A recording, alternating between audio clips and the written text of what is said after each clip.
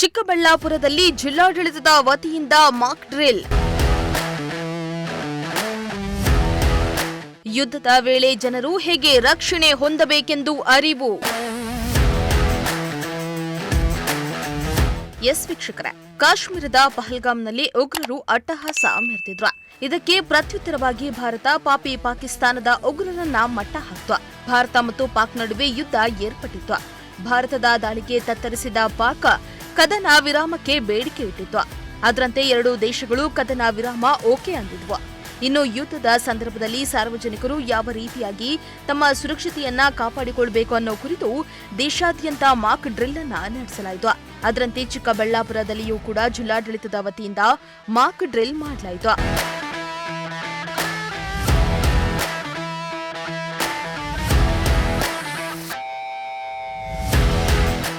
ಚಿಕ್ಕಬಳ್ಳಾಪುರದಲ್ಲಿ ಜಿಲ್ಲಾಡಳಿತದ ವತಿಯಿಂದ ನಗರದ ಕೆಎಸ್ಆರ್ಟಿಸಿ ಬಸ್ ನಿಲ್ದಾಣದ ಬಳಿ ಮಾಕ್ ಡ್ರಿಲ್ ಮಾಡಲಾಯಿತು. ಮಾಕ್ ಡ್ರಿಲ್ನಲ್ಲಿ ಭಯೋತ್ಪಾದಕರು ದಾಳಿ ಮಾಡುವ ಸನ್ನಿವೇಶಗಳ ಬಗ್ಗೆ ಅಣುಕು ಪ್ರದರ್ಶನ ನಡೆಸಲಾಯಿತು. ಯುದ್ಧದ ಸಂದರ್ಭದಲ್ಲಿ ಫೈರ್ ಇಂಜಿನ್ ಅಧಿಕಾರಿಗಳು, ಬಾಂಬ್ ನಿಷ್ಕ್ರಿಯ ದಳ, ಆರೋಗ್ಯ ಇಲಾಖೆ ಯಾವ ರೀತಿ ಕಾರ್ಯನಿರ್ವಹಿಸುತ್ತೆ, ಹಾಗೆಯೇ ರಕ್ಷಣಾ ಕಾರ್ಯ ಹೇಗೆ ನಡೆಯುತ್ತೆ ಎಂಬುದನ್ನು ಸಾರ್ವಜನಿಕವಾಗಿ ಅಣುಕು ಪ್ರದರ್ಶನವನ್ನ ಮಾಡಿದ್ರು.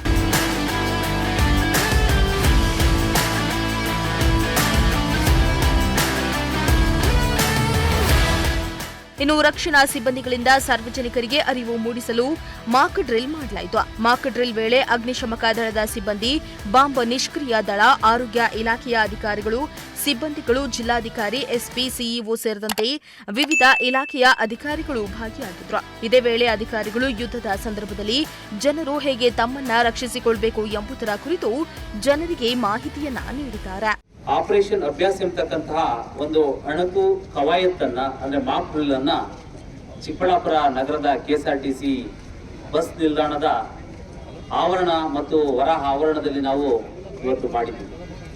ತಾವೆಲ್ಲರೂ ಕೂಡ ಗಮನಿಸಿದ್ದೀರ, ಯಾವುದೇ ಒಂದು ಈ ತರ ಘಟನೆಗಳು ಜರುಗಿದಾಗ ಸೈರನ್ ಮೊಳಗುತ್ತೆ. ಮೊದಲು ಸೈರನ್ ಮೊಳಗಿದಾಗ ನಾವೇನಿಗೆ ಹೀಗೆ ಜನ ಸೇರ್ಕೊಂಡಿದ್ವಿ, ಜನ ಸೇರಬಾರ್ದು ಮೊದಲನೇದು. ಆದ್ರೆ ನೀವು ಕುತೂಹಲದಿಂದ ಇವತ್ತು ವೀಕ್ಷಣೆ ಮಾಡ್ಲಿಕ್ಕೆ ಸೇರ್ಕೊಂಡಿರೋದು ಓಕೆ, ಆದ್ರೆ ಯಾವುದೇ ಕಾರಣಕ್ಕೂ ಕೂಡ ತುರ್ತು ಸಂದರ್ಭಗಳಲ್ಲಿ ಸೈರನ್ ಮೊಳಗಿದಾಗ ನೀವು ನಿಮ್ಮ ರಕ್ಷಣಾತ್ಮಕವಾಗಿರ್ತಕ್ಕಂಥ ಸ್ಥಳಗಳಿಗೆ ಹೋಗಿ ತಲುಪಿ ಬಿಡಬೇಕು. ಮೋಹನ್ ಕುಮಾರ್, ಪ್ರಜಾಶಕ್ತಿ ಟಿವಿ, ಚಿಕ್ಕಬಳ್ಳಾಪುರ.